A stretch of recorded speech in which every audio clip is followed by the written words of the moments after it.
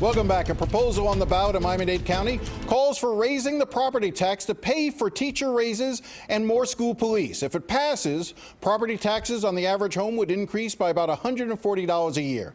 Joining me now to discuss it is Karla Hernandez-Mats, the president of the United Teachers of Dade and an old friend of the show. Karla, thank you for coming in. Good morning. Thank you for having me. All right. So I gave you the very rough, bare minimum outline. Talk to me more. Fill in some of the blanks. What would happen if this measure passes and the property taxes increase? Where would this money go? This would go directly to instructional personnel and security for our schools, which is extremely important right now. We know what happened in Parkland. We know that there are measures that we have to have a security officer in schools, and we need the funds to be able to put that forward. You know, our state legislature did not fund us for that. We're also 45th in the nation in terms of teacher pay, and we're doing great. We have an A-rated school district. We have 0 Fs schools, and we're really trying to do the best that we can for our students, and we're helping them achieve just great standards and just great academic achievements. And it's time to really pay teachers. Our teachers are tired of having 2 jobs. Some of them are really struggling to make ends meet. What's the average teacher pay right now?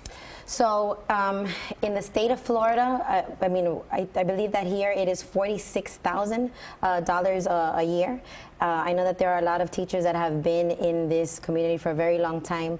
That's not starting salary. That's average. No, that's average. Like after you've been there for years. That's correct. That's correct. Our starting pay is $41,000, and our teachers are really struggling to do things. So as I understand it, about 88% of the money that would be raised would go into teacher salaries, and about 12% would go to hire additional school security.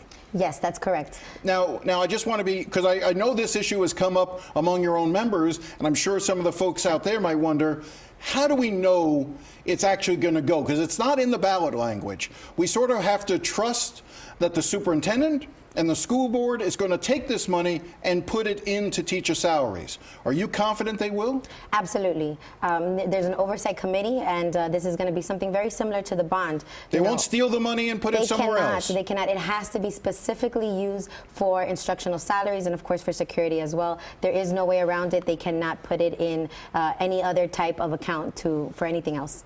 All right. So now this measure would be, if it passes, would last for what? 4 years? 4 years, and then if it's needed, then we would have to come back to the constituents and ask them to vote on it again. So essentially, there's a sunset provision. It's not, the voters at home could then be able to see whether or not they think the money was used effectively, and if they do, they could continue it, or maybe by then Tallahassee will turn around. I hope so. You know, in Pinellas County, they've had it for 12 years. This year, we've seen that 12 other counties are also including ballot measures similar to this, and that just lets you know that Tallahassee is not doing right by public education, and we need to get out and vote for candidates that care about our schools. Broward did the same thing just this last in September at the primary level. They did, and Palm Beach has it on their ballot right now in November as well. When I spoke to the president of the teachers union in Broward, she said that one of the concerns she had is that if Broward had failed to pass it, they did pass it, but if they had failed to pass it and Miami-Dade passed theirs,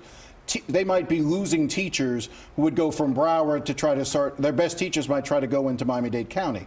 I'm going to ask that question of you. Now that Broward has passed it, if Miami-Dade does not, are you concerned that teachers will leave Dade County to teach in Broward? Absolutely. You know, it's the same situation. And we know that our educators have been doing the job. And so we're concerned that because they're trying to make ends meet, they'll see an opportunity in Broward, and then some of our best educators will actually move or to Monroe as well. Monroe also has sales tax for education, as well as a referendum. So give viewers a sense of what's it like to be a teacher to struggle. You know, 41,000, 46,000. Mm-hmm. There's a lot of people out there who don't make 46,000. But talk to me about what you think a teacher is worth and how they do have to sort of the time and effort and energy they have to put into what they do. Absolutely. I think that educators do the noblest noblest profession in the world.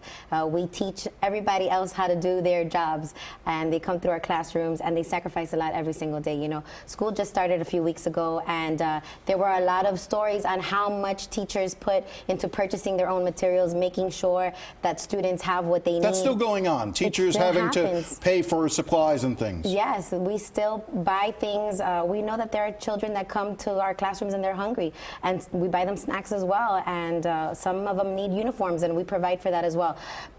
Not because we have to, because we know that that's the right thing to do and we care about children. And so as we struggle to make ends meet and provide for our children, we're still doing God's work in the classrooms every single day. Karla Hernandez-Mats, I always appreciate when you come in. And again, unlike the constitutional amendments, this is a simple majority to pass, correct? That is correct, simple majority. Vote yes on 362. And that's the other point that you want to get across is it's a long ballot, and you've got to get through all of the other measures, all of the constitutional amendments before you start getting to the local things. So people have to stay and fill out the entire multiple pages. So please have some stamina. If you can vote early, vote early. If you have an absentee ballot, make sure you turn that in. Wait for number 362, vote yes, and make sure you know who supports public education. Voteforteachers.com. Karla, thank you very much.